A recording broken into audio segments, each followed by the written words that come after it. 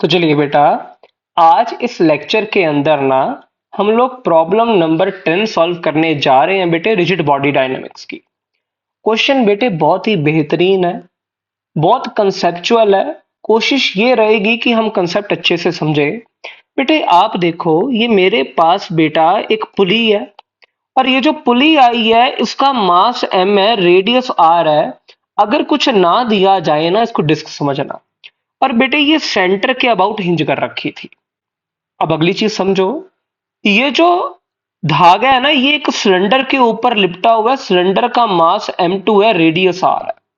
होगा क्या, इस पूरे के पूरे अरेंजमेंट को ना, लेटर से मैं सिलेंडर को एट टाइम t बराबर 0 रिलीज करता हूं, तो होगा क्या, ये सिलेंडर बेटा जी नीचे की तरफ जाएगा।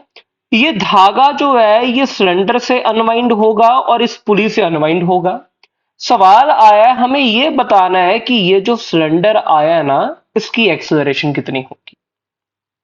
चलिए बेटे इसको सॉल्व करते हैं, बहुत ही प्यारा क्वेश्चन है। सबसे बेटे पहले मैं बात करने जा रहा हूं इस पुली की।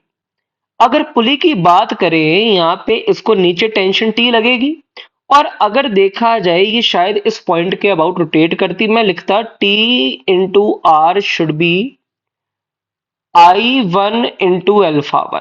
अगर बात करूं इस पुली के लिए इनर्शिया में लिखता, देख अबाउट सेंटर ही लिख रहा हूं ना, तो ये m r² by 2 आ जाएगा। समझ रहा है ना। और यहाँ पे बेटे जो टेंशन आई है या अल्फा निकाला जाए, ये चीजें तो बहुत आसान है। तो देख, अगर मैं यहाँ पे वैल्यूज डाल के α1 निकालू ना, शायद मेरे पास ये आ जाए, चेक कर, 2t divided by m1 into are. ये पहली इक्वेशन आ गई बेटे। अब अगली चीज समझ बेटे, मेरे पास ये जो सिलेंडर आया ना, सिलेंडर की बात समझना। यहाँ पे टेंशन बेटे ऊपर लग रही है, नीचे की तरफ शायद इसका वेट लग रहा है। तेरे को बात समझ आ रही है। अब देख, a body free to rotate should rotate about its centre of mass. तो अगर बेटे मैं सिलेंडर की बात करूं ना, इस सिलेंडर के लिए मुझे लिखना चाहिए T into R should be I2 into α2। I hope तेरे को ये बात समझ आ रही है बेटे। और यहाँ पे अगर α2 निकालने की कोशिश करूं ना, ये वैल्यू निकल के आएगी 2 times T divided by m2 into R. Mass m2 था ना इसका बेटे। इसका जो इनर्शिया आएगा, देख इसका सेंटर ऑफ मास के बाद टॉर्क लिखी है, तो इनर्शिया I2 कितना आना चाहिए, mr²/2। अब बेटे देख, ये तो दो चीजें आ गई। अब अगली चीज है, इस सिलेंडर के लिए मैं लगा सकता हूं, देखना, लेटर से इसकी नीचे की तरफ एक्सेलरेशन a है। मैं लिखूंगा m2g, ये m2 मास है ना, m2g minus t should be equals to m2 into a, where a is the acceleration of cylinder. ये तेरे पास बेटे तीन इक्वेशंस आ गई।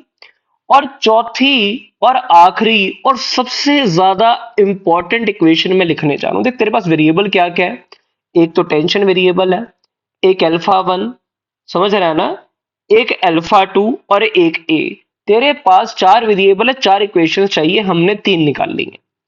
चौथी इक्वेशन है बेटे कंस्ट्रेंट की। एक चीज समझना, ये जो धागा आया है ना, this string is inextensible, ideal string दी है। और अगर तू समझे जो रफ्तार या जो एक्सेलरेशन, तू समझना, मैं ऊपर से ना दोबारा डायग्राम तेरे को समझाता हूं। ये तेरे पास जो पुली आई है ना, इसके साथ बेटे धागा ऐसे निकला हुआ है।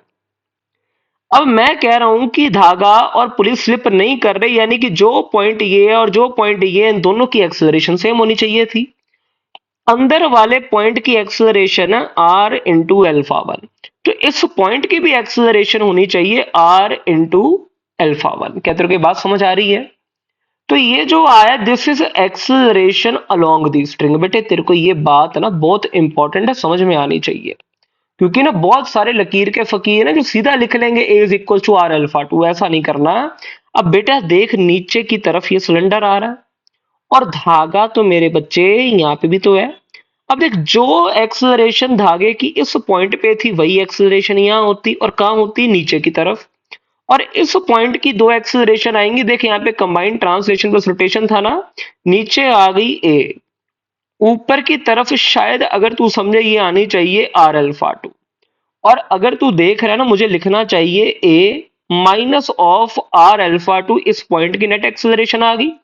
This should be equals to R alpha one because acceleration along string should be same. I hope बेटा जी तेरे को ये बात समझ आ रही है. अब ऊपर से बेटे वैल्यूज निकाल, तू समझ रहा है ना. वो सारी वैल्यूज को पुट कर चार इक्वेशंस आ गई, चार वेरिएबल है, ये तू सॉल्व कर सकता है.